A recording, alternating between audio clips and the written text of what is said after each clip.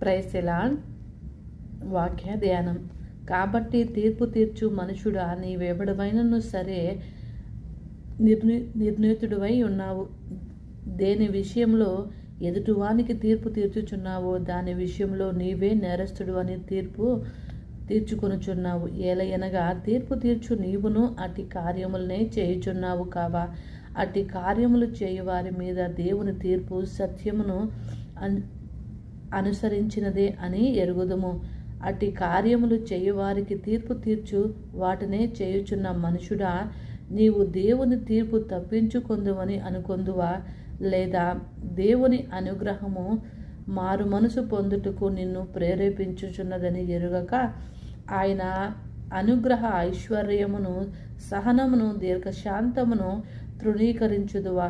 నీ కాఠిన్యమును మార్పు పొందని నీ హృదయమును అనుసరించి ఉగ్రత దినమందు అనగా దేవుని న్యాయమైన తీర్పు బయలుపరచబడు దినమందు నీకు నీవే ఉగ్రతను సమకూర్చుకొనుచున్నావు.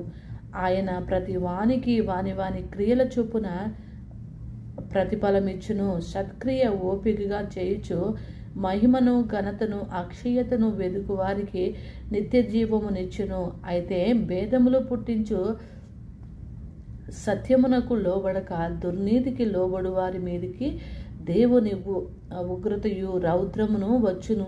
దుష్కార్యము చేయు ప్రతి మనుషుని ఆత్మకు మొదట యూదునికి గ్రీక దేశస్థునికి కూడా శ్రమయు వేదనయు కలుగును.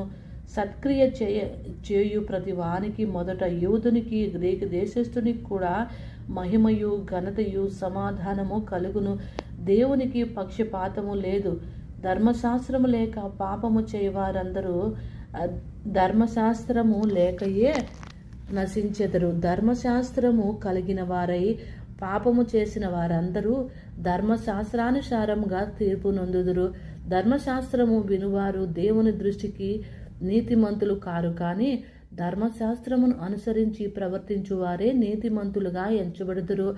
ధర్మశాస్త్రము లేని అన్యజనులు స్వాభావికముగా ధర్మశాస్త్రము సంబంధమైన క్రియలను చేసిన ఎడల వారు ధర్మశాస్త్ర సంబంధమైన క్రియలను చేసిన ఎడల వారు ధర్మశాస్త్రం లేని వారై తమకు తామే ధర్మశాస్త్రమైనట్టున్నారు.